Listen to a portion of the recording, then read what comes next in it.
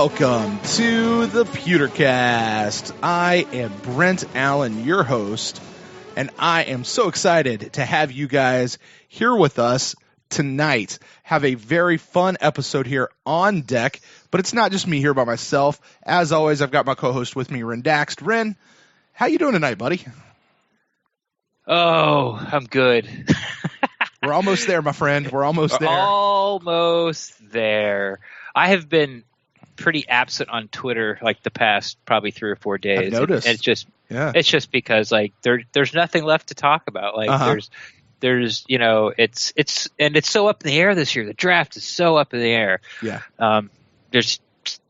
You can't pinpoint one thing. I guess the only thing that's been pinpointed by most, and honestly I don't think it's going to happen, is if the big three are gone, the pick's Derwin James for the Bucs.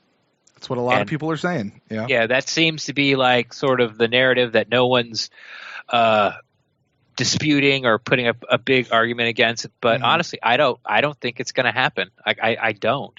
But we'll talk all about that. But yeah, it's about this time. If the Bucs don't move, we'll be pretty close to 24 hours from now. You and I will be in Raymond James Stadium. The Bucs pick will be coming up very shortly. We will. And Ren, let's go ahead and talk about that here at the top of the show, because we here at the PewterCast and NFL across the entire league, but certainly all of Bucs podcast media, this is a big weekend, and it's going to be a busy weekend.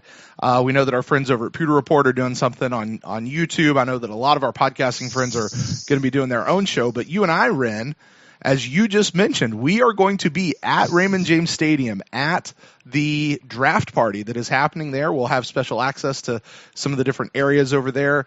The Buccaneers are being very nice and letting us actually bring our recording equipment in. Are they? Yeah, they are. Yes. So super fun. Make sure I didn't overspeak. I'm pretty sure they're going to let us. I need to double check that. Pretty sure. I'm like 95% sure that they're going to let us do that. Here's the argument. If we get to the gate and they're like, you can't bring that in, the only difference between your recorder that you're going to have in your pocket, it's the same thing as having a cell phone. Exactly. It's a little thicker. Yeah, it's just a little thicker, and we just want better sound quality. That's all it is. And can we bring our headsets in as well? Right. That's really going to be it. So anyway, we will be either way. We'll do it like we've done before, Ren. And worst case scenario, we'll do it in the parking lot in the shadow of Raymond James. Right. But that's the worst case scenario.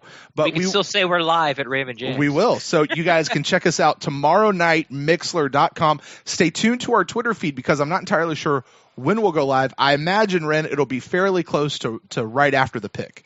Maybe not necessarily waiting till all the way at the very end, but depending on what the Bucs do, if they wind up trading down, we may be waiting a little bit later.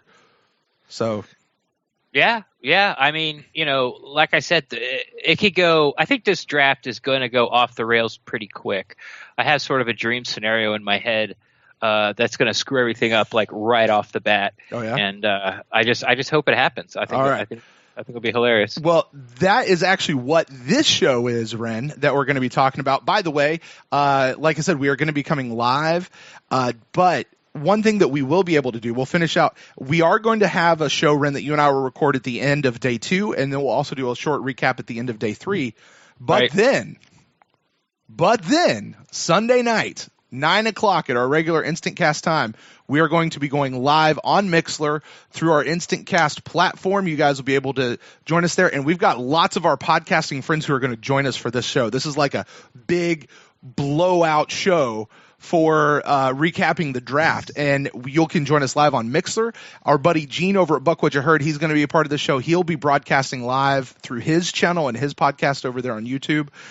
So it should be a fun time. We've got lots of our podcasting friends out there who are going to be joining us for that big show. So that should be fun. But tonight it's our pre-draft show. Yes. And the Algonquin table is going to have to wait. Yeah. So this is, I don't know what you just said. The Algonquin table? Algonquin table? What is that? It's not really an Algonquin. An Algonquin table is sort of like you get people from all different walks of life and have them talk about one subject. But I've never heard of that. Oh, cool. Yeah, it's like, but it's more since we're all Buccaneers podcasts and follow the Buccaneers very closely, it's not really an Algonquin table. And I might be saying it might be Algonquin table or Algonquin table. But anyway, it's just something I like to slip in there every once in a while when I can. Yes, just sort of drop that in. But that should be very fun. But as you say, that will have to wait, because tonight we're talking about it's the last things that we really can be talking about right now. You and I were, we were kind of talking just a little bit before the show about, what are the last things we want to say as we head into the draft. So, for me, I have started to notice now. Most people out there know my personal distaste for mock drafts and all things mock drafts, because it's just too much. And I've started to notice that lots of people are saying that they're mocked drafted out. They're done. They've joined me where I was on this like back in November. So we're like that band that sings a song about being on the road all the time. Right. There's multiple bands doing that. But the one thing I do want to talk about for me, and Ren, if there's something else about the draft you want to talk about, we can go into that. But, we talk about how the pick is going to be this weird algorithm of best player available versus positional team need. And I feel like I've got a pretty good grasp on who the available players are. We can argue and discuss, as people have been doing all offseason long so far, about who's first and second and third, and who's going to be taken where. And Trevor, our friend Trevor over at Pewter Report, released his cover 3 with his big board. Listed Quentin Nelson as his top player in the draft. Didn't even have a quarterback coming in until number 10. I had eyes on where he had Saquon Barkley versus Darius Geis, which I thought was very interesting to see. So, but to me, I want to talk a little bit about positional need for that. So, Ren, I'll put it to you. What do you see as the positional needs with the Buccaneers? Because we've had a pretty good free agency period so far, I think. Right. Now, going into the draft, and this is also you have to caveat this by saying that the Bucs don't have an idea about who they have targeted for post-draft free agency. I think the biggest need right now is cornerback. Dirk Cutter said at the very least VH3 is going to be the slot corner. Okay, and that put Grimes. So then that leaves who? It's like and so that leaves Ryan Smith. Well, we all know that Grimes is what? He's 75, 76 years old, half vampire. But he's a young 76, Ren. He is, yeah. He's an infant for a vampire, that's for sure. But everyone would not be shocked, and I think most Buck fans are leaning that Brent Grimes isn't going to be back next year. Like it took a long time for him to come back this year. He played most of last year hurt. So next year we're gonna need 2 starting cornerbacks, and right now on the roster, one's Vernon Hargreaves and one is Ryan Smith. And I don't think I'm putting myself too far on a limb where you wouldn't think that's a little scary, if that happened this year. So I think the biggest positional need is getting a corner. Now, do I think there's a corner out there worth the 7th round pick? That's a different conversation. After that, we're going to go to running back with Peyton Barber and Jarquez Rogers. We really don't have a running back, at least that has the resume of a starting NFL running back on the roster. And then you can move to interior line with, we're not sure what's going to go on with Demir Dotson and his knee. We don't know what's going on with J.R. Sweezy. And then after that, you could probably move to safety. That could use it. And everything else is kind of like an upgrade. You could use an edge rusher because, Jason Pierre-Paul is 29 years old. You could use an interior defensive lineman because Gerald McCoy is 30 years old. Right. Upgrade the safety position. Yes, we have Justin Evans, but really the role that Chris Conte's in now is just sort of like, okay, 1 year. Okay, we can't. Okay, here's another year until they're trying to replace him. That's why he keeps getting these 1-year deals. And then, that's pretty much about it. Then anything else would be a luxury pick. Linebacker, tight end, quarterback, wide receiver. Like those are all sort of luxury picks. But yeah, I think I hit half the team, so it's not like their needs aren't there. Pretty sure the only position on the team you didn't hit was punter.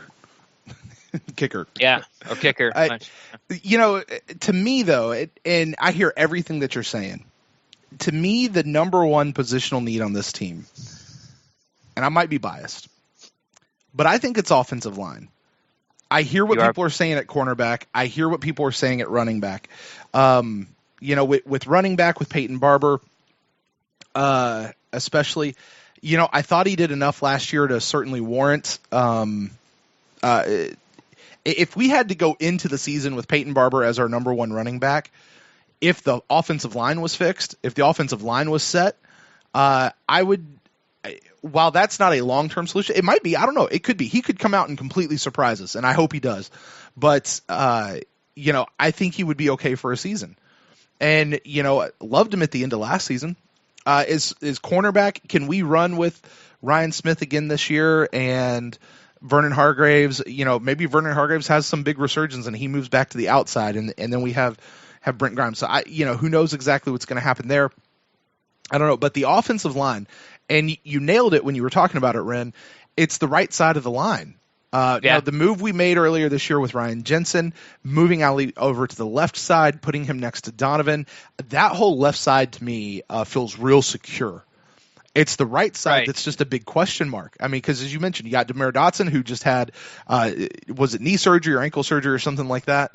So he's a big question mark. J.R. Sweezy's not even healthy. He's not even cleared to play yet. And a lot of people posit that we're probably going to cut him as soon as he is cleared to play, just so we don't have to pay him injury settlement. That's a big question mark. Caleb Benenoch, we could talk about him, who he, to me, is very reminiscent of Kevin Pamphile, who he's been a developmental player. Now, Kevin Pamphile turned into a starter until he wasn't a starter anymore. And now he's with the Titans. But, could Caleb Benenoch come in and set one of those two spots? Okay, possibly. I don't know. Again, I'm going to say year. Right. And I'm going to say that that's another question mark, maybe a half of a question mark. So to me, that right side of the line, if we get the line situated, that's gonna fix things for Jameis. I think that's gonna fix things for the running back, whomever it is, whether it's Peyton Barber or another good running back. And we're not going to go into camp with just Peyton Barber as our feature running back. Like, there will be others. I just don't think that that's as high of a need positionally right now on the team. But then the other side after offensive line is I'm going to go back over to the defensive line. Games are won and lost in the trenches is kind of the old saying. And, I know we got JPP. We got Vin Curry. We got, who's that other guy? Bo Allen. Yeah, Bo Allen. Enright, McCoy. Yeah, Golston. so that's a, but as you mentioned, guys are getting a little bit older. A lot of these guys are in their second contract, which is awesome. We've got Noah Spence, who's coming back again from another injury and another surgery. Yeah. So getting a little bit more, solidity there as well. And then out of that, I think you, on both sides of the ball, you work your way back. So, to me, that's kind of what I'm looking as far as the draft. I'd love to see them really focus on shoring up that offensive line, and that to me would mean a Quentin Nelson, or what's the other guy, Henderson or Hernandez or whatever. Hernandez at UTEP. One of those two guys, maybe something like that. That would be something that I would be looking for in the draft as well. Well, here's my counterpoint to that. Yeah. Okay. Which one do you feel better about starting week 1 this year? Okay. An offensive line that goes Donovan Smith, Ali Marpet, Jensen, Evan Smith, Caleb Benenoch at tackle, or do you feel better about Brent Grimes outside, Justin Evans outside, Vernon Hargreaves slot? Which Evans outside? Moving him in from safety? Ryan Smith? Okay. Yeah, I apologize. I say Justin Evans. Yeah. So the trio, that offensive line, like I said, or Grimes, Ryan Smith, Vernon Hargreaves, which one worries you least? That's a good point, Ren. That's a good point. But but the upside potential, though, of having a complete offensive line and what that could mean for the team, I feel is it's a tough question. Yeah. I don't think there's a right or wrong answer. Right. So yeah, but anyway, that's as far as positional needs. But then after that, I'm with you on everything else: cornerback, running back. And then after that, you get into my God, if we pick another tight end. This team does not need another tight end. We won't. This tight end class is garbage, so we won't. Sure. We won't. So that's kind of what I'm seeing as we head into the draft. Those are the thoughts that I'm really taking in with me is on a positional need. I really want to see us shore up that offensive line. I'd like to see one more piece for the defensive line, and then work our way back from there. I keep hearing it's a deep running back class, so I don't feel the need to get some top-rated running back when we can really snag one, maybe in the later rounds. And it doesn't have to be a serviceable guy. Like, it could be a really good guy, I would think. Well, here's the problem, and I was thinking about this right before we went on. Mm-hmm. Like, I think you got to get a running back somewhere before your second pick, which means you have to trade down from 7. And here's why. Okay. I don't think obviously Saquon Barkley is going to be there. Mm-hmm. If you don't take him at 7. I don't think he's going to be there at 7. Okay, so you don't take him at 7. Okay, now you've made your pick in the first round. It's not a running back. Well, Geis isn't going to last through the first round. I don't think Sony Michel is going to last through the first round. Mm-hmm. Now you're coming back to the top of round 2, and the last of sort of there's a couple more premier guys. But in front of us are teams that are running back needy as well. Mm-hmm. Okay? So say the Giants don't get Barkley. They need a running back. The Jets really don't have a running back. The Broncos don't really have a running back. The Colts really don't have a running back. So now you got to think Chubb, Ronald Jones from USC, got to get by those teams who are running back needy. And you think it's like, oh yeah, let's wait for the second round. We'll get one of these top 5 guys. I don't think they're going to be there. I just don't. I think because there's going to be there's going to be Barkley, and then Geis, and I think Michelle is going to go somewhere in the first, and then at the top of the second is going to start the running back run, and I think the Bucs are just a little too low to get one of those top 5 guys, which would leave us with Rashad Penny in the second round, which I think is an overdraft. It's an overreach because he can't pass block. Well, fair enough. All right. Well, Ren, before we get to something else, actually, I've got a little something that I want to do for us here tonight. All right. I thought this might be kind of a quick conversation. So reached out to some of our friends, some of our Bucs podcasting friends. So we're going to make a few phone calls. This is kind of a reverse instant cast show tonight where we're the one making some phone calls. And first up, I actually just got a text message. You said, call me now. We're going to call from the Pewter Nation podcast, our friend Mark Cook. So let's see if we can't get him here on the line and see what he has to say about all this. It's ringing. It'll be there in just a second. There it is.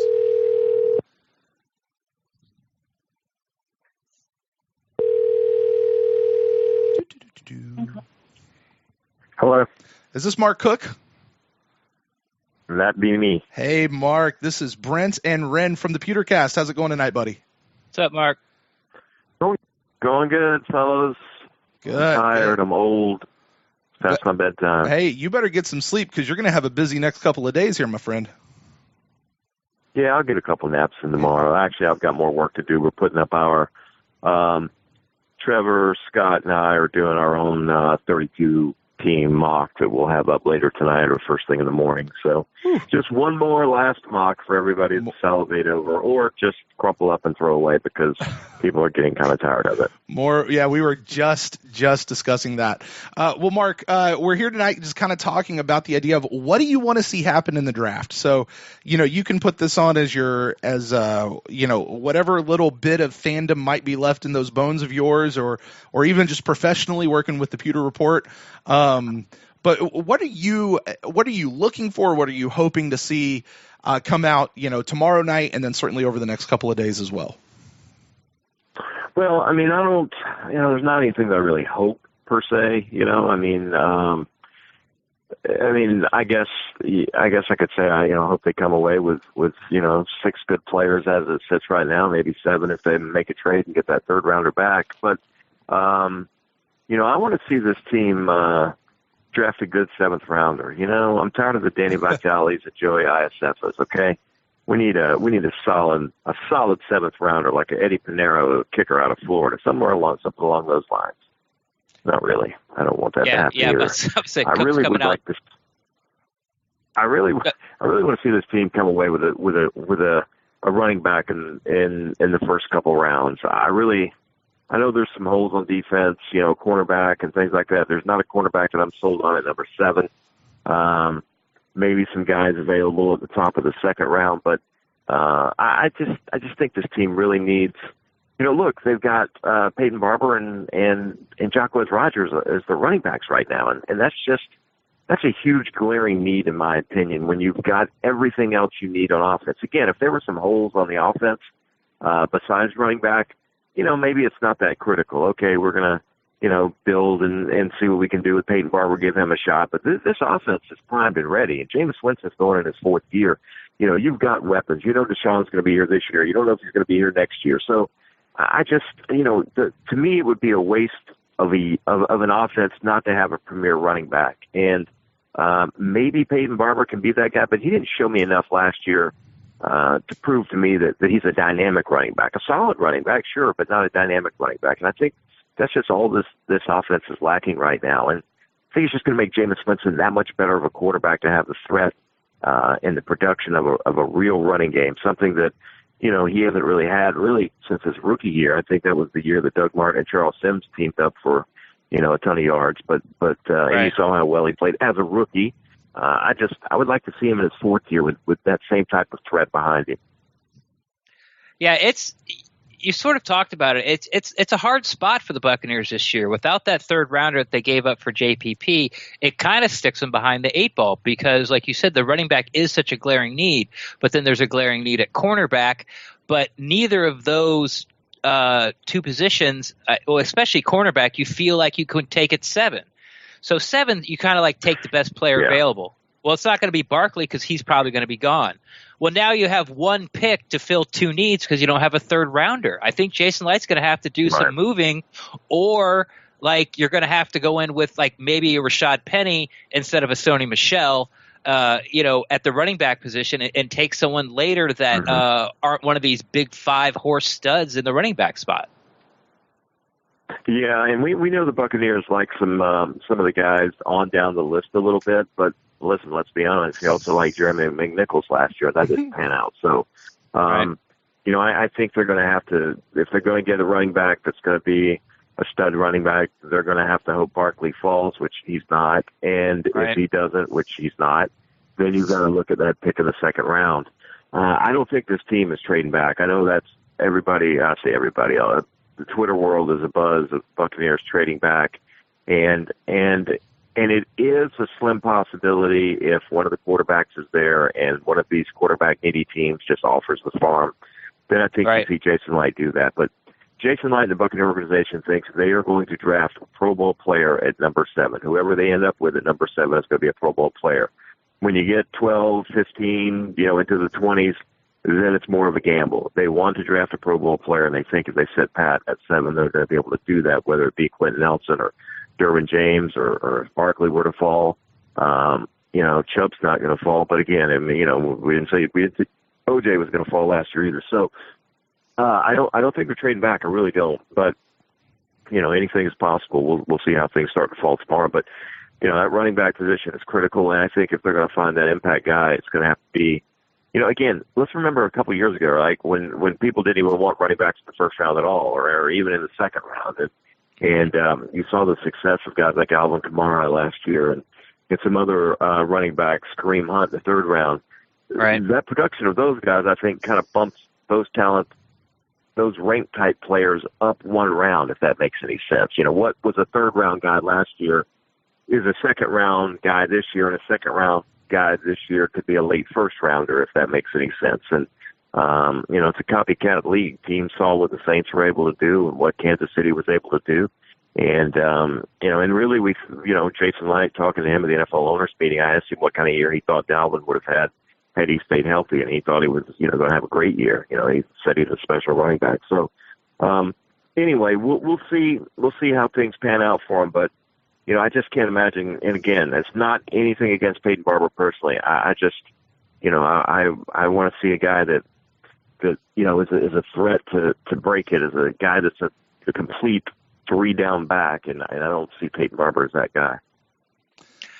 I agree, and it's gonna be a big hand of liar's poker come tomorrow night and the next couple of days after that. But I have a question that's going to sort of fall in your wheelhouse because you mentioned Derwin James, and Derwin James, probably most people would say he had a better year last year as a college player at Florida State than he did this year. Can you talk about how, possibly he was misused at Florida State because of the defensive coordinator there? I know a lot of people think that Sweet, he was misused a little bit.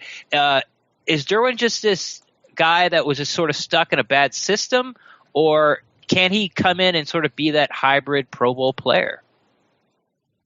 I think Derwin got a bit of a bad rap last year. I mean, people were saying, he didn't have a great final season, but I was reading something that a scout wrote, and I wish I could remember who it was. He said he went into the tape assuming that Derwin was not going to look as good on tape as his athletic ability shows. And he said he just didn't see it. I think he said he saw 3 missed tackles all season last year. He saw a guy being used in multiple positions. We can argue that he was misused. A lot of Florida State fans will say that. But he was the best player on that defense. So Charles Kelly tried to plug him wherever he could to be most effective. And so he wasn't able to shine at one position. And I think that's what bumps him ahead of a guy like Minkah Fitzpatrick is his versatility. I know that Minkah could play outside some. There's a debate about that. He's more of a free safety. Derwin's more of a strong safety, a guy that's going to come up and be more physical in the run game. Minkah's a terrific character guy. He's a professional already from the college ranks. Derwin just has that bit of swagger and that dog, as Jalen Ramsey told me he had when I was up at the FSU Pro Day. I don't know that he was misused as much as the scheme in general. They tried to use him to cover up some of the nonsense they were doing, in my opinion. I don't think he had a terrible year. In fact, the year before, he actually, missed most of that season. He got hurt in that Louisville game. He actually, his freshman year, as a true freshman from Haines City, is when he really shined and really caught a lot of people's eyes. People knew this guy was going to be a terrific football player. And all of his workouts and combine performances and the little stuff that he did do at the pro day that Jason Light was not happy that he didn't do more at. But, he has all the measurables, but he also has the intangible that I like. And I know people claim I'm biased because I'm a Florida State guy, but I think this guy's a difference maker on this defense. And he's not a Mark Barron. People say, well, last time they took a safety at 7, it turned out to be Mark Barron, but different guy completely. I think he's a better athlete than Barron was, and I think he brings better intangibles to this team, and I think he would fit in nicely with a guy like Quan Alexander as far as attitude and leadership on the team. Yeah, and I think I saw earlier today, he certainly seems convinced that he's going to fall to the Bucs. He said something about if another team wants him, they're going to have to jump ahead of the Bucs to get him. The Cowboys. Cowboys. Yeah. So it should be interesting. Well, Mark, thanks so much for your time and your insight, man. I'm going to let you go. But it sounds like you're all on board that the running back train as far as something you really want to see come out of this draft. At some point, man, I say some point, it's got to be the second round. I would say it's about a 50% chance that Nation ends up finding a third-round pick, whether he has to package the guys behind or whether he has to trade a pick for next year. But I think he'll come away with 7 picks out of this draft. I just don't know that you can gamble waiting all the way to the third round to find that guy. I think it's going to have to come in the second round. And by the way, it is Josh Sweat, not Sweet Ren, just to give you a heads up on that. I agree. Plus, the Bucs have 2 6-rounders, so if they get an extra pick, they'll have 8, not 7. So just for that. Cool, man. Yeah, all right, they'll figure something out. All right, Mark. Well, I'm going to let you go, buddy. Thanks, buddy. So much for your time, I'll be reading your mock tomorrow. All right, man. I appreciate it, guys. Y'all take care. Good podcast, guys. Thanks so much, buddy.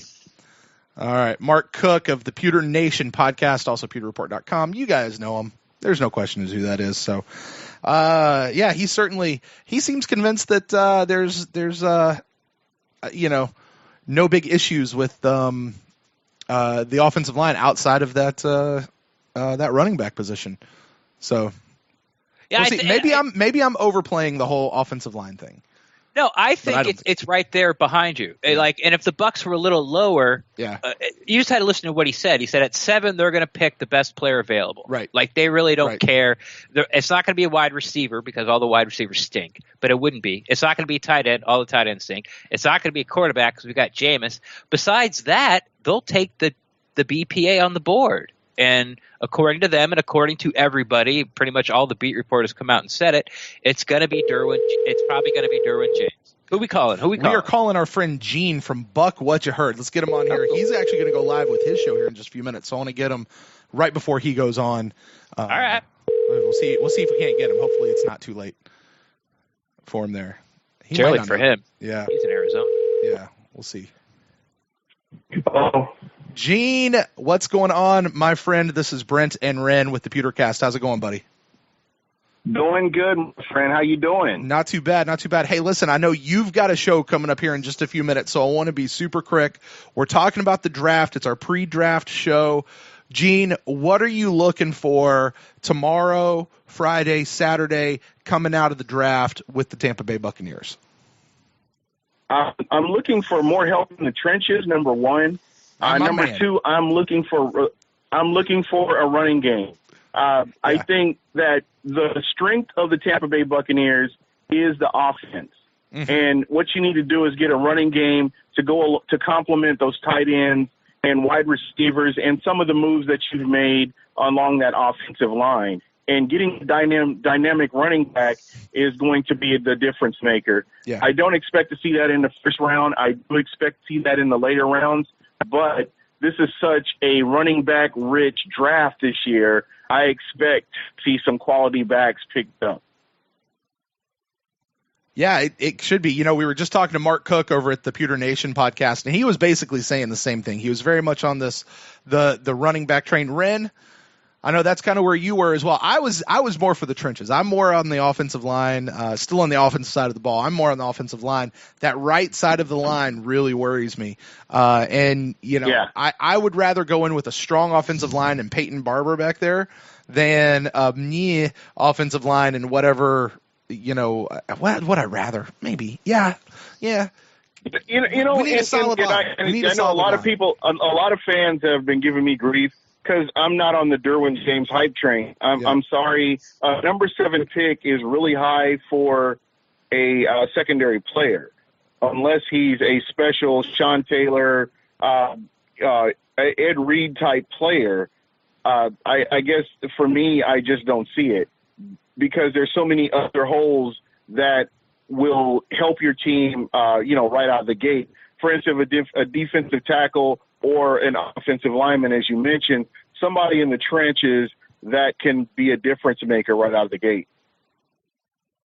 Right. Yeah. It's, and go into the trenches thing and sort of speaking to Brent here, it's the reason you feel like you need an upgrade or want to go there in the draft is because it is a question mark. Mm-hmm. But if you look in the future and say, hey, Demir Dawson's going to be fine and he'll play all of training camp. It was a minor thing. You're just cleaning up his meniscus.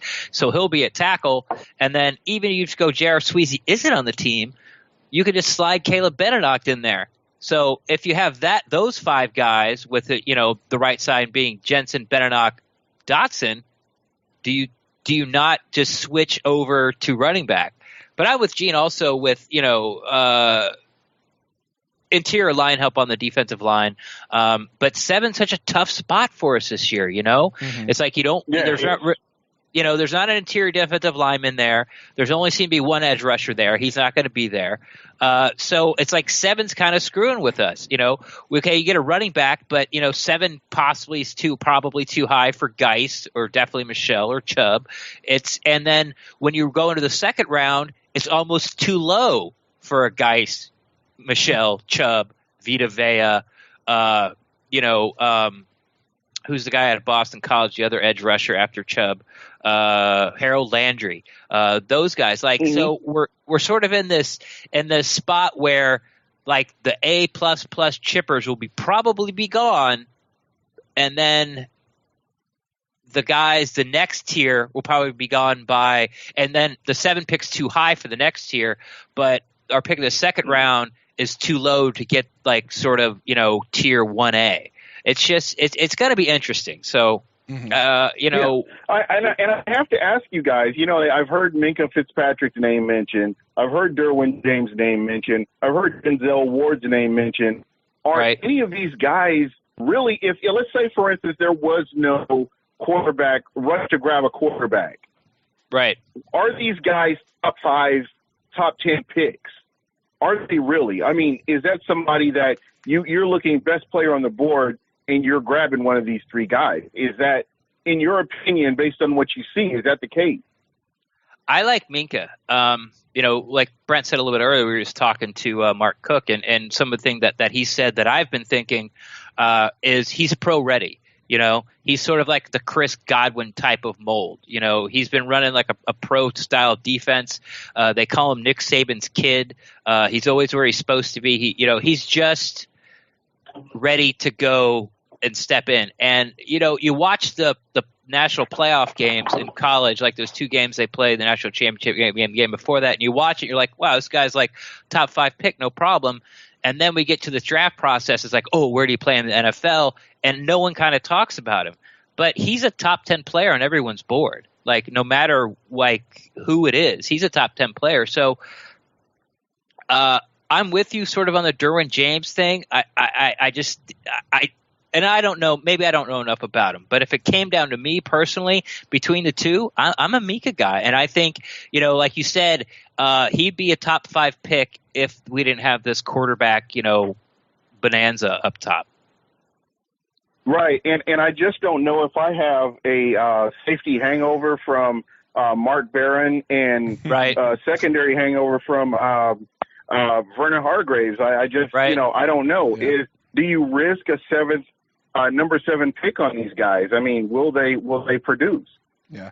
And you know, Gene, on that, you know, you could say because the last couple didn't work out, we still need to get that guy who's up there. So, Gene, I know you've got a show coming up here in just the next few minutes, so I'm going to go ahead and let you go, man. But thank you so much for taking our call. Guys, you guys are doing an awesome job. Thank you for having me on. I'm very honored, and I appreciate that. Yeah. And anything I can do to help the show, awesome show, I will be glad to do it. And, Gene, we'll be talking on Sunday night because we've got that big roundup of the whole draft on Sunday night, right? Yes, sir. All right. I'll be ready. We'll do it. We'll talk to you then, Gene. Later, buddy. All right, that's Gene. Buck, what you heard. So, yeah, he's kind of bringing out, Rand, of what you were saying earlier of that whole Mark Barron. You know, a lot of people kind of have that, you know, and I've seen that out there. Don't choose a Barron. You know, he's another Barron. He's another Barron. Right. I've seen that out there a few times. And to be fair, what people think about is like, talk about, you know, a player being misdiagnosed. It was Mark Barron. Mm-hmm. It's like, yeah, they picked him at 7, and they picked him because, you know, he was team captain and of Alabama, you know, I don't know if they were national champions that year, but, you know, Saban was there, so they're Alabama. But he didn't have the cover skills to play safety. Mm-hmm. And when he went to the Rams, they're the one that figured out is like they need to like bring him down in the box and sort of do slot corner / linebacker / run blitzer, that hybrid type of player that's sort of popping up on more and more teams. And Mark Barron would have been fine as a 7th round pick if that's what they would have done with him here, but they didn't. And, you know, they just put him at the wrong spot. You know, a fish looks pretty stupid. You ask him to climb a tree. A fish? What? You know, that's an Einstein quote. Like a fish. Yeah, a fish looks like an idiot, or fish is stupid. Like a fish looks like an idiot if you ask him to climb a tree. Interesting. We're going to try to get. Oh, here he is. Hello, James.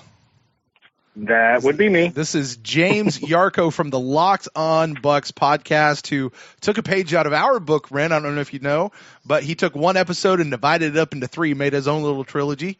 We kind of did that last week. But, James, how you doing tonight, buddy? Doing all right, except for the fact that the Bruins just tied the game, so I'm not too thrilled about that. Oh. What's the score now? Last time I saw was 4-3. 4-4. Okay. Yeah, the Bruins scored like 5 seconds into the third period, so dirty bastards. Here's hoping that nobody scores again until 3:00 in the morning. Let them beat the snot out of each other and then have to come to Tampa on Saturday. Yes, now we're talking hockey, Lightning hockey on the Buccaneers podcast. What? This isn't the Locked On Bucs podcast, James. We talk about just the Bucs just here. to cap this off. I'll have you know that your Lightning flag is packaged and addressed. It's just sitting on the counter, and I haven't got the gumption to drive it over the post office yet. Well, I appreciate you picking that up for me. You are a gentleman and a scholar. Well, agreed. Now that the personal business is out of the way, James, I got you on here for just a few minutes, buddy. Now, you on your show that came out 3 times today, I don't know if the third one's out yet or not. You had some stuff to say. It'll come out tomorrow morning. Okay. You had some stuff to say about the draft. You and I actually we were jawing back and forth a little bit earlier today. But the question that we're kind of asking in tonight's show pre-draft is now that all the things are done, all the mocks are really out, we know who all the people are, positional needs on the team. We're kind of discussing that a little bit. What are you looking for to see come out of the draft here over the next couple of days?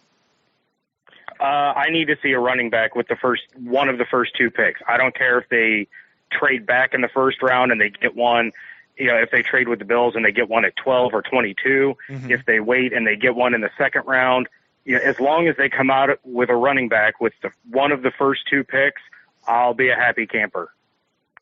Ren's over here doing a happy dance. Yeah, I'm not doing a happy day. Yeah, we sort of. If you listen to this later, you'll know what we're talking about. Brent sort of was anti running back. He had interior line above running back, and then I think cornerback. But anyway, here's the point. Here's what I was talking about, and you follow the draft, and you guys have been doing draft podcasts, and it's been a fun series to listen to there on Locked On Bucs. Been glued to it almost every day. Here's the scenario that I just mentioned. I mentioned a little bit earlier in the pod, and see if you follow along and if you agree. Okay, Barkley's not going to be there. Barkley's not going to be there at 7. Pretty much agreed. Yeah. Okay, so Geis and Michelle are not going to be there. Are probably going to go in the first round as well. It's looking that way, but I wouldn't slap the guarantee on it like I would Barkley being gone before 7. Okay. All right. Now, where do you think Ronald Jones, the guy from USC, is going to go? This is sort of my wild card. He might mess up my whole plan here. I would say probably early part of the second round. Okay. So we got after the first round, and tentatively agree, Barkley, Geis, and Michelle are off the board. That leaves Chubb and Jones as sort of the top 5, right? Yeah, I would agree with that. Okay. Now you have the Colts in front of us, the Giants in front of us, who may not have Barkley, or a running back needy team. Denver's sort of a running back needy team. The Jets are sort of a running back needy team. I keep thinking that if the Bucs wait till they're picked in the second round, they're not going to get one of these top 5 guys. And that is what concerns me greatly. Thank you. Noah's talked about this, right? Like they're not going to be there, right? Like they're not. I wouldn't say like I said before. I wouldn't say it's a guarantee, but waiting until pick number 38, you're running a really, really big risk there. It was something that when we had Scott Smith on that I had mentioned, the Buccaneers have let other teams dictate what they've done at running back. That's why they took Jeremy McNichols in last year's draft instead of being able to get a Kamara or a Cook or whoever. They got the one running back that didn't do anything last year because he couldn't even get on the field. He couldn't get his head straight. So if you put yourself in a situation where you're letting all these other teams dictate what running back is going to fall to you, you're finding yourself in that exact same situation again, and it's not going to work. The Buccaneers have to be able to make a move somehow, some way, whether it's trading back and accumulating picks. If Jason Light does something we have not seen him do and trade a future pick in order to move up, they have to come away with one of these guys. Because if they're waiting until round 4, round 5 again, they're in a bad spot. All right. Yeah, now, I'm right there with you. I'm right there with you. That's why I keep thinking now the future, like a future draft pick, that's a very intriguing idea. But if you're just going off what he has to work with this year with no third rounder, it's like it's almost if tough. Barkley's Yeah, if Barkley's not there, you could make an argument to pass on Nelson and Chubb, even if they're there, to trade back to be able to get, another first rounder. So you have 2 first rounders, or maybe pick up another second rounder, so you can get a running back or an interior offensive lineman or a running back and a cornerback, all before that 38th pick. Because it's that 7th spot, it's in no man's land as far as like the running back class is falling, and so is the 38th spot. It's just it's just weird. But then the question comes back is, at the 7th spot, what is that going to command from other teams? Depends on who's on the board. Yeah. It depends if a quarterback's on the board or not. Now, we just talked to Mark Cook, and he pretty much said that there's an extremely slim chance the Bucs trade down. Like, they're super stoked that if they have 7 position guys that they're going to be happy with and think it's going to be an all-pro. So and obviously none of them are quarterbacks. So if they don't get sort of the house thrown at them, a ransom of draft picks, that they're going to have somebody there and they're going to pick them, and then that automatically puts us sort of right into the spot, unless maybe it's Geis. Like, maybe they love Geis and they're willing to spend a 7th round pick on him. But if running back is your number one need of what you want to see, coming out of day 1 and day 2, it's dicey, man. Something, I think a move has to be made to make that happen. I think you may be right. And, that's why, it's something that David and I pounded the table for weeks is, of course, the ideal situation is being able to move back with the Bills and getting those 2 first-round picks. You can get Geis and Alexander. You could get, Geis and Isaiah Wynn. You can make some great picks with those 2. But again, it takes 2 to tango. There's not some formula where they're like, well, we don't want to pick here, so we're just going to go ahead and we're going to take the Bills 2 first rounders and we're going to give them the 7th. They're cool with that. We don't need to ask them. There's no override Madden button to be able to automatically do that. It takes 2. So, Mike Mayock had his mock draft, and he had Rosen fall all the way to Arizona at 15.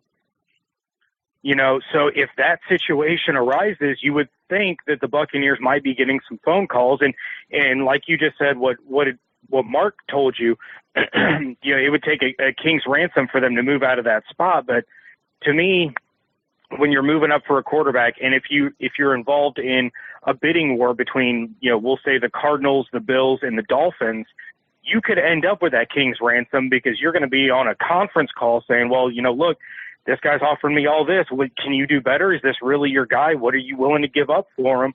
And you may come away with a huge haul, and you could still come away with 2 potential Pro Bowlers and 2 guys that can, really help form the future of this team as well as the 2018 season. And essentially, all they got to do is just pull off one of those trades like they had in the movie Draft Day, James. Oh yeah, love that movie. All right, James. It should be interesting. I think the consensus that we keep hearing is the Bucs are looking to stay at 7. They're going to be happy with whomever they get, but the question really comes is, whoever their best player is, regardless of who that is, how is that going to affect the rest of the draft for the Bucs?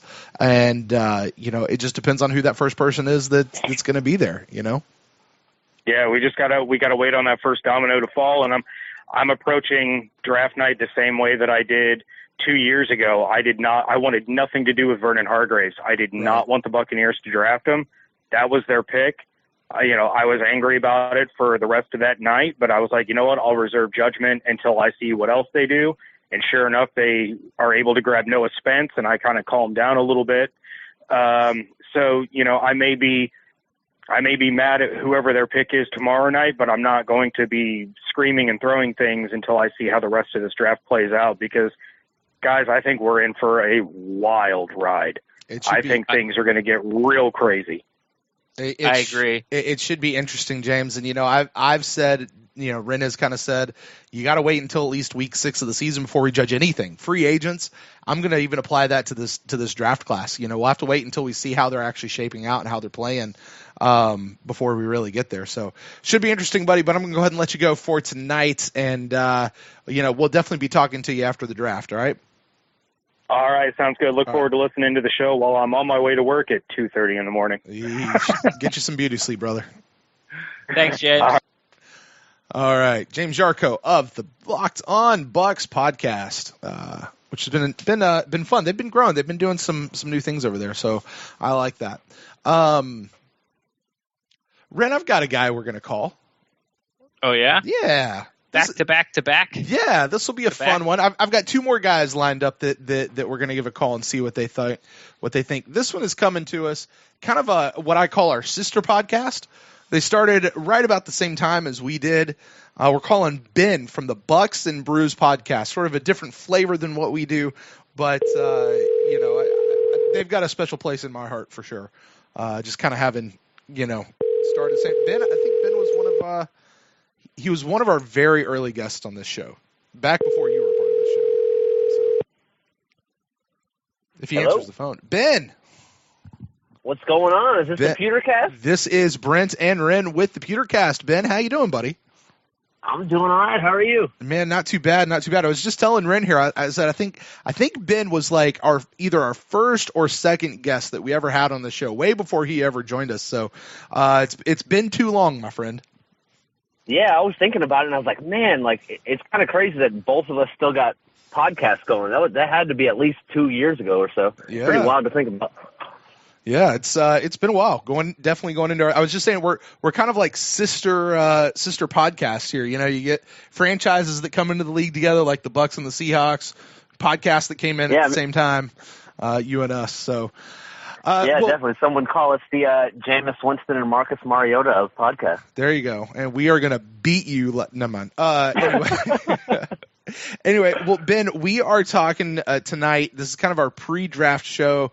Now that all the mocks are out, and everybody's kind of just give me the draft already. That last little bit of what are you hoping to see in this draft? Like, what are you looking for to happen? First round, second round, third round. What do you want to see come out on the other side of this?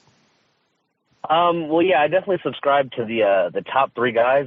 And Nelson, Chubb, and Barkley. I'm definitely all on board with all 3 of those guys. If somehow one of those guys falls to the Bucs, and with all the chatter today, I mean, you can't really buy into all of it, but there's a lot of talk about a whole bunch of teams trying to trade up into the top 6 or so. So one of those guys might fall. But I wasn't sold on Derwin James at first. Mm-hmm. But after doing some more research and hearing people like Greg Cosell and Daniel Jeremiah really break down his game, I'm sold now. I think he's a guy who you can bring in, and he might be the kind of like a missing link on the defense just in terms of attitude and toughness. We've kind of been lacking that, and we got Quan and some guys like that, but I think he could really bring attitude and be an enforcer on the defense and really make our defense take shape and take that next step, which is something that we're obviously going to need. So I'm buying into to Derwin at this time. I wasn't at first, though, but I'm sold now. That could just be me kind of succumbing to the possibility that we might not get one of the top 3 guys and just making myself happy with that pick. But I'm buying in. I think he's going to be a good player here.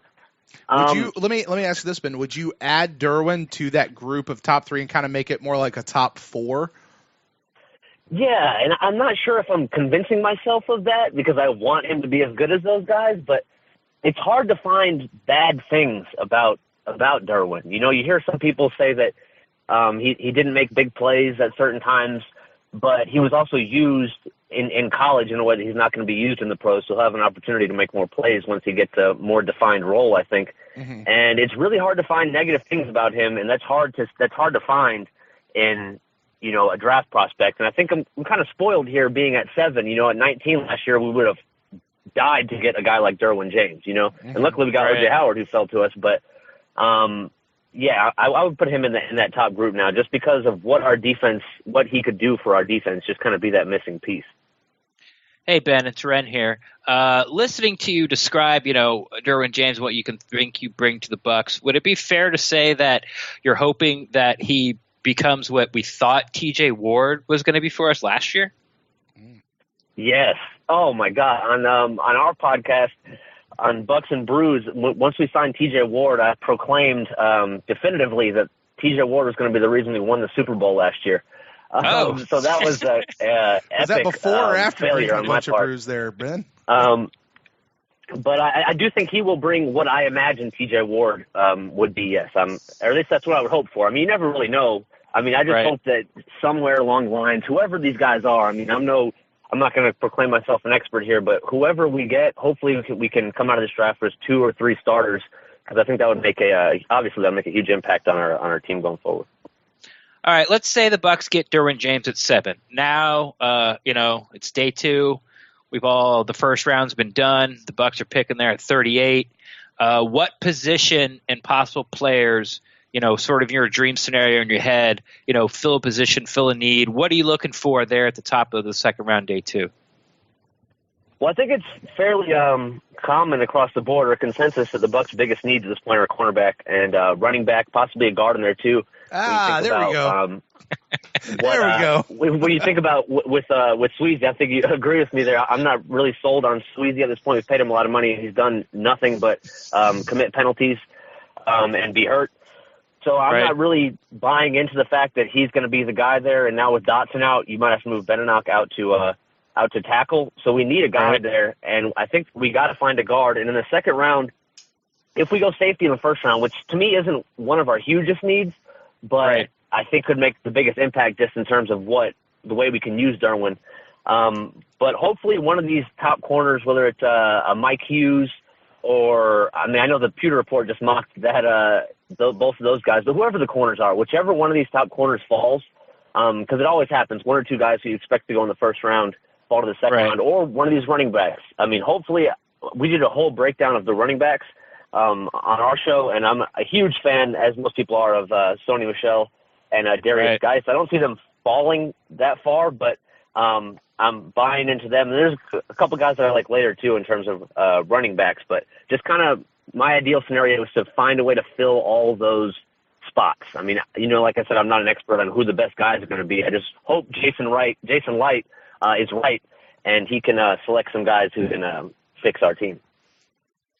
Yeah, as Brett mentioned earlier when you first got on there, or maybe it was right before he called you. You got, your podcast has a little different flavor than most. It's a lot of fun. It's basically it's a bunch of friends sitting around and talking Buccaneers football. I know you guys take the off season, off pretty much, I guess. Don't do a lot during the downtime of the season. You just said you had a pod. Are you guys up and rolling again? Are you gonna come back for your third season? And what's going on there with Bucs and Brews? Oh yeah, we're coming back. We had some changes in terms of our who kind of produces the show. Our old producer Troy actually got is finishing up his degree, and it's pretty tough studying he's got going on right now for engineering. So he kind of took a back seat, and we got another guy to do some production. But we're kind of rolling now. We don't do too much in the off season. But we do love to cover the draft. I mean, me, Connor, staff, everybody else on the show, we love the draft. I mean, it's addicting. I'm excited for it to be here finally tomorrow. Have a great time watching it with everybody. But yeah, we're still rolling. We just don't do the weekly in the off season. Kind of just whenever some news comes out, whether it's the draft or free agency, or if the Bucs make a move, then we'll come in and do a show at that point. But once the regular season gets going, we will be back for season 3 every week. Sounds good, Ben. Well, hey, buddy, I'm going to go ahead and let you go. We got one more phone call we're going to make here before we wrap up our show. But, man, it's really good to talk to you. Let's make sure we connect this season as well. Would love to get you back on, kind of once things really get rolling here. All right, man? Yeah, for sure. Thanks for having me. All right. And have fun watching the draft tomorrow. We'll do it, Ben. We'll be at Raymond James. Are you going to be there by chance? Oh no, we're actually doing like a thing at a bar down the street from where I live. There'll be a few people there, but so we'll be in Tampa. I mean, we're all located here in Tampa, sure, but not at Raymond James. So have fun doing that. That should be a blast. All right, man. We'll do it. We'll talk to you later. All right, Ben. All right, take it easy. All right. Thanks, Ben. I liked hearing him say throw in the guard position there. Yeah, I said, yeah, I know. Your face was very sad, and then he said, let's guard maybe, and you're like, yeah, guard maybe, right? If you're desperate and don't know what you're talking about, possibly guard. Possibly. No, I'm kidding. Like honestly, you could make a really good argument that the guard, if Sweezy, if you know Sweezy's not going to be healthy and you know Dotson's not going to be healthy, then that does really change things, because then now you're going in with Evan Smith and Benedict as number one, not sort of what you had in mind when free agency started. And I've been saying, I've been trying to find someone to agree with me. You've heard me ask the question a bunch. Is Peyton Barber the type of running back that's good enough to make this offense go? Like, just get the yards that are there for you and fall forward. Right. Which is what we talked about at the end of last season. Right. It's like, if you get 4 yards per carry, this offense is going to move. It moved last year. Well, I'll tell you who to ask. That's the next guy we have coming on right now. This is our last caller. This is the last guy we're going to call for tonight's show. I think you picked up the phone. Is this Derek Fournier of the What the Buck podcast? Yes, this is. All right. Great to get you on here, my friend. You might have just heard us talking. We're talking about the draft. It's our pre-draft show. And I hope you're doing well, Derek, but we'll kind of jump right in. The question that we're answering tonight, the question we're talking about is now that all the mocks are out and, we kind of know everything that we know about those people and positional needs on our team and what that whole thing looks like, what are we looking for coming out of the draft? Like, what are you personally hoping that you see here over the next 3 days? Well, you guys have done a great job covering this. We got a lot of people doing a lot of great work, putting out content on the draft. For those of you who've listened to me for a while know I'm not a huge draft guy because my draft policy is always best player available, almost to the extent of irrespective of need. Now, where that comes into an interesting conundrum is if best player available is a position you clearly don't need, other teams are going to assume you won't take them. You have to jockey around to try and move.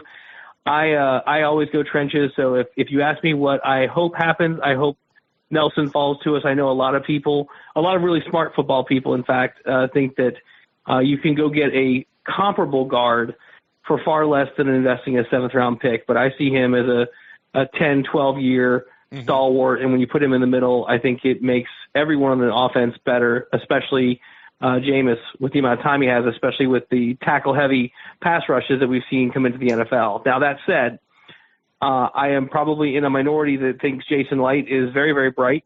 I think he will extract value. I know that people point to things like the kicker debacle of Ott, whatever, to make fun of him. But the reality is I think he does a pretty good job, and I think he has a good idea about what's on the market. I think the offseason moves that happened, even though people were concerned about them, allowed us some flexibility. I think if Derwin James, who's everyone's favorite, is going to be a Buccaneer, I think it's lower than 7 because I don't think that he's 7 value. I think the Bucs can move back. So my hope is that we solidify our trenches, get some depth on both sides. I definitely hope we get a cornerback of significance, but that's going to require some diving in and some research. And I think that we do need to address the running back situation with some young legs, but I don't think you have to get them in the top, in the first round. I think we've seen plenty of examples where you don't have to be in the first round to be an impactful running back. Well, Derek, Ren had a question specifically about that running back we were just discussing right as we were ringing in for you. So, Ren, throw it in. Did? Oh, okay. Yeah, I'm sorry. I was going to ask you about Derwin James because you're like I'm going to ask you the real question, but after this, I want to ask you about Derwin James because you're the only person that in the universe that I know that is not as high on Derwin as everyone else is. But going back to the question, this is something I've been asking, since almost the last couple of weeks of the NFL season. Is Peyton Barber the type of back? Is he good enough to make this offense go? He gets the yards that are there, and then he falls forward. We can move the ball. Do the Buccaneers and Dirk Cutter and Jameis Winston and all the weapons, do you really need a Shaquan Barkley? Do you need a Geist? Do you need a Michelle? Or is Peyton Barber the type of guy that just fits in there and gets 4 yards of carry and, off we go? It's a great question, Ren, and I think you already probably know where I'm leaning. My dad was always a 4 yard a down guy. If you can get 4 yards per down, you win every game you play. I like Peyton. I think Peyton is incredibly well described by you there in that he gets what's available and falls forward. We had another guy like that, Ernest Graham, who showed once he had an opportunity, he could put up some pretty doggone good numbers because he wasn't going to do anything to hurt you. He was going to make the positive yards. Now, what he's also not going to do is he's not going to crack off a 72-yard highlight reel touchdown. I happen to think an undercurrent of what you're saying is this is a pass offense, even though there's always a focus on running because if you're a coach, you have to say that. With all the weapons we have in the passing game, the running game is really about position and clock management and change of pace. You have to be able to run the ball in order to make play action make sense. So long-winded answer to your question, I don't think we have to sell our souls for a back that we are hoping becomes the next Adrian Peterson. And I don't want people to forget that's all it is for every one of those big-name backs that everyone is salivating or masturbating over right now. It's just a hope that they're going to be that next big name because it could be just as easily a guy who's picked in the 70s or whatever that does that same thing. Right. Now, back to the question, that we've talked to a lot of people. You're our last phone call, and Derwin James has come up more than I don't know, something that's come up a lot. I was trying to be funny and I lost it. But you actually coached Derwin James, didn't you, at one point? I did for a brief period of time when he played at Haines City. Okay, so you know him personally. Even that you know him, you think he's a great kid. I'm sort of paraphrasing, and I want you to jump in here. But you do think there are limitations to him. Just sort of give out what you know of him.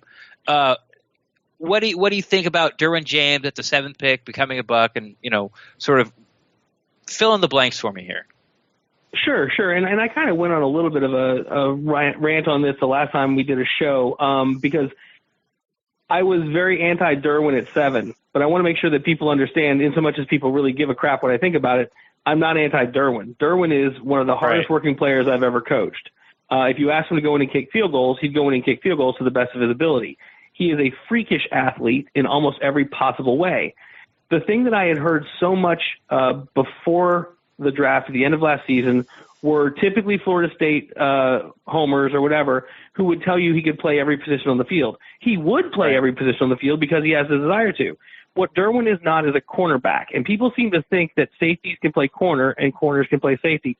They're not interchangeable, though it is easier for a corner to evolve or devolve, depending on your perspective, into a safety. Safeties typically don't have the same kind of hips and change of direction that corners do, and Derwin is no different in that regard. If their belief is they want Derwin to come in and play safety really well, he can do that. He covers the field well. He does have a tendency to take some bad angles at times. You saw that in his FSU tape, but a lot of that is because he was covering a lot of the field. He was also pretty banged up his last year. I think a lot of folks think that he will translate into the pros, being able to get down on the end of the line the same way he did in college. And as freakish as he is, I honestly think he's going to have a problem with some of the size, even as strong as he is. So the moral to the story is I don't like safety that high. I think Derwin is a unique talent. I think he would make any team he is on better. I don't think this particular team, the team that all of us on this phone call love, should spend our 7th round pick for Derwin. But the reality may be if there's no one willing to trade us and he's the best player available we got marked, the guy is a Central Florida guy. He played at Auburndale, which is my alma mater. He played at Haines City, went on to FSU, and will absolutely produce. I just think it is a position of excess for us in some ways. I know that the Conti haters out there are cringing right now saying our safeties are the worst in the league, but I just don't think we have to spend the 7th round pick to address it. Well, let me ask you, finish up with this then. Who else would it be? So if there's no Nelson, no Chubb, no Barkley, and you don't want to take Derwin at 7, who are some names that you if you can't trade back, who are some names that you wouldn't mind seeing, Jason Light, running up to the podium? Well, and that's where I start to fall into my honest admission of my own, which is I don't follow college football enough to be a draft guy. I don't have a cache of names I can pull out. I can tell you from a positional perspective, the areas I'm not particularly interested in spending high-round draft picks are linebacker, safety, running back, simply because I don't like running back there, and wide receiver or tight end or quarterback. Right. So there you go. So fat guys are pretty much in scope. So if you can get a really good fat guy, even if you have some issues with off-the-field stuff that I'm interested in that, a really talented linebacker that we can send to, some good buffets here in town and beef up for an end, I'm down with that. All right. Okay. Yeah, that's fair. I knew that was probably a long shot anyway, that question. Yeah. Well, you know me, man. Listen, there's a lot of things I think I know a lot about, but I know keenly the things I don't. And I don't want to ever try and pretend that I know things I don't. There are guys out there that do a tremendous amount of work in the draft, and I respect their opinions. They watch the tape, and I don't watch it enough to weigh in. Derek, I got to just say, man, you are a man after my own heart. Or maybe I'm a man after your own heart. You came first. So, I'm right there with you. And I said it. Huh? I said name of your sex, sir. Never mind. I said it way at the top of the show that, to me, I'm looking at the trenches. And, almost everybody to a T that we have talked to tonight has said the big thing that they want to see is running back.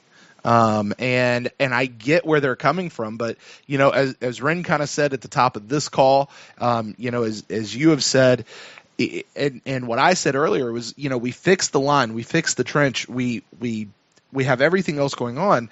What I saw out of Peyton Barber at the end of last year, I think I'm good with that. I think I'm okay with that if that's what we have to go with. I don't think that's going to be our only option, but I think that could wind up being our best option, and I'm good with that, which is why I like seeing those early picks on, as you put it, the fat guys, I think you make a good point about the whole Derwin James safety thing. And like you, I don't follow college football enough to know all of these guys, so all I know is what people have been saying throughout these mock drafts that I so detest, but I still kind of keep a fringe eye on. It's the perverse pleasure you can't admit to in public. Yeah, I know, I get it. Yeah. No, it's an interesting challenge, and I think that there are some of these backs, and Ren named off a couple of them right there when he asked the question earlier, that you can still stumble into with the way Jason has the ability to move around in the draft. I don't think that just because you don't take this guy at 7, you couldn't get one of these guys who people speak very highly of, have the next Kamara show up or whatever happens to be. But I think that all of this is enhanced by making that offensive line what it should be. Now, what people would probably want to complain about is the Donovan Smith experiment, because there are, of course, the Donovan Smith haters. I don't think necessarily he's our issue. I'm more concerned about DeMar's injury on the other side. But right now, if you can solidify that triumvirate in the middle, I'll take my odds running traps and ISOs all day with that group of 3 guys up there. Mm-hmm. Right. Yeah. Solid point. I'm with you. Cool. Yeah. Well, yeah, that's about it for me. You have been the last of how many phone calls we take? We had 5, 6, 7, 19, 12, 32. 36. One for each team. There you go. All right. Button hook of the car. Go. All right. Well, hey, Derek, one thing non-draft related, but just since it's a little bit timely, last weekend you had your Trunk Slammers International.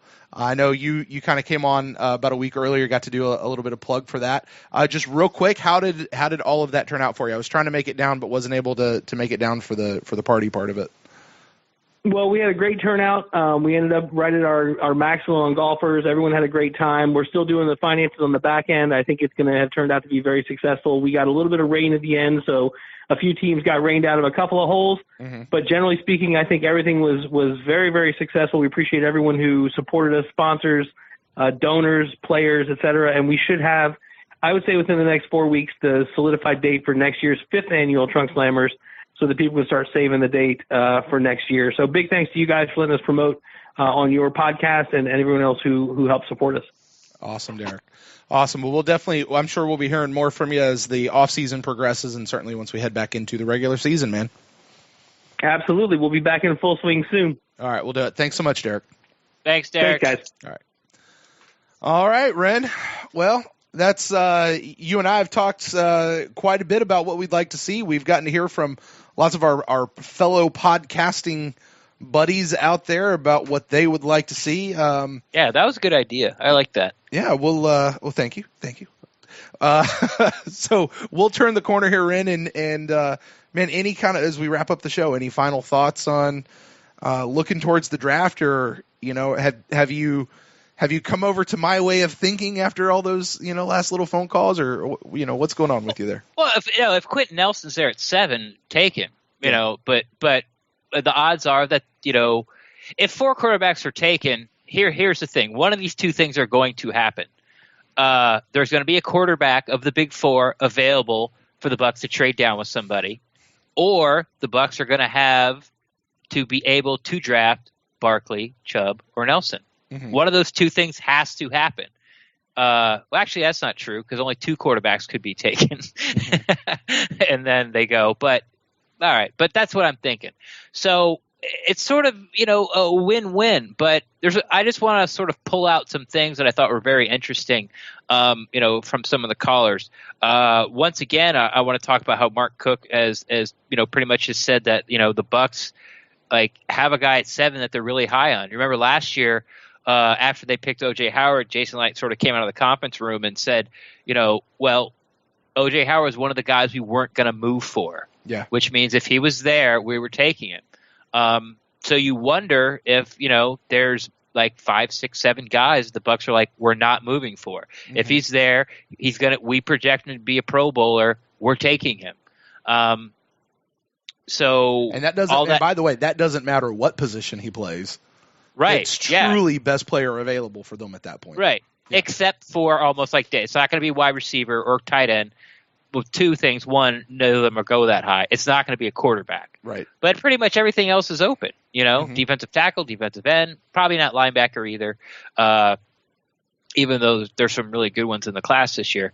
And then what I tend to believe what James Yarko said from Locked On Bucs was this is going to get really crazy really quick.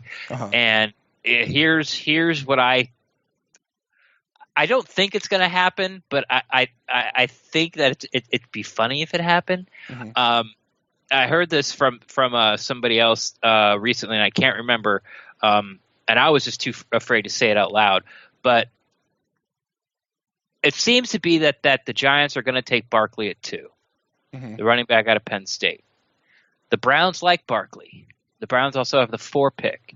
So if the Browns take Barkley at 1, mm-hmm. and now the Giants, who really wanted Barkley, may not want a quarterback, then the Browns could trade back up with the Giants at 2 and get their quarterback. And the Giants only drop down 2 spots and pick up one of the 80,000 other draft picks the Browns have accumulated over the past 3 years. Mm-hmm. And then now it's on. Barkley's off the board. The Giants are out of the way. Browns have their quarterback, and now the Jets are on the board. Probably take Baker Mayfield, in my opinion. Then now the Giants are on the board, and the Giants might trade down again to Buffalo, mm-hmm. or to Arizona. And now the third straight quarterbacks come off the board. And now it's who's on the clock? The Broncos? Yeah. Mm-hmm. So you got the Broncos. It's just I just think that's the way it might go. If the Browns go Barkley 1, somebody's one of these things oh, we want to move up. It's happening because the Giants are going to drop probably twice and then end up with probably 5 players in the top 50 picks. As you said, it could get crazy real fast. I think it's going to get crazy real fast. And I mean, you put it that way, you start wondering, is this going to be, we all lost our minds. I don't want to say we all lost our minds, but, the trade last year for Mitch Trubisky last year, the Bears and the 49ers and that whole thing. I mean, that came out right out the gate, so it'll be real interesting to see what they do. The thing with the Browns is that the new GM that they have up there seems to be a real sharp guy. Right. That's why I'm saying this situation. Yeah. That's interesting. You really have to think about it. It could be interesting. As far as a kind of a last thought for me, you and James, I think, I want to say it was you and James, were talking about it, made a really good point of, so if we don't take a running back at 7, which I don't think we should, because I agree with Derek for all the reasons that we talked about there. But if we don't take one at 7, I do think that we should take a running back somewhere in the draft. I really do. And you're right. And if you take one, and that's what I was going to say, if you take one later, then you might get lucky. You might strike lightning, but really you're kind of looking at one of these top 5 guys. And if you don't use your number 7 pick to take one, or if you don't trade down and pick up a couple extra picks, all 5 of those guys very well could or should be gone before you get to pick again for the second round. And that makes that whole thing very, very interesting. But we come back around. That's what scares me the most. Yeah. Yeah. You know, that losing that third round pick really hurts because we need a corner, we need a running back, and then we need best player available.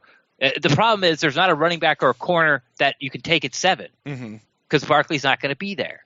And without that third round pick, now we've got 2 positions of need and only 2 picks to do it, but your first pick isn't worth either one of them. It's weird, but you know, that's what scares me the most is that like if the Bucs don't trade down, then I'll be crossing my fingers that one of those top 5 guys are there at 38. Right. Well, we'll see what happens, Ren. In less than 24 hours, right? In under 24 hours from when we're recording this right now, we will know what the Bucs have either picked or traded, and possibly traded and picked. So it'll be real interesting. And whenever you guys are listening to this, whether it's before the draft or after the draft, or hell, you might even be listening during the draft. That'd be kind of interesting if you were listening to this during the draft. But cool. Thanks for listening. Whenever you guys are doing that, here's what I want to know. We want to know what your thoughts are on everything we've talked about. Or am I absolutely crazy for saying I want to go in the trenches? Is Ren spot on by saying cornerback and running back? It certainly seems to be the consensus of what we've heard tonight, although there's been a few little outliers. What is the best player available? What does that look like? We want to hear from you guys. You guys can let us know. You can find us on Twitter. You can find us on Facebook at ThePewterCast. You can find us on email if you want to detail some stuff out to ThePewterCast@gmail.com. We would love to hear from you guys. And we know that a lot of you guys are coming in town. Several of our friends are coming in town. So you guys certainly safe travels as you're here. Hopefully we'll get to connect with that. But Ren, as we round out the show, why don't you tell everybody out there where they can talk to you out there on the internet? Best way to reach out to me and talk Buccaneers football is on Twitter, at Rendax, REN_DAXT.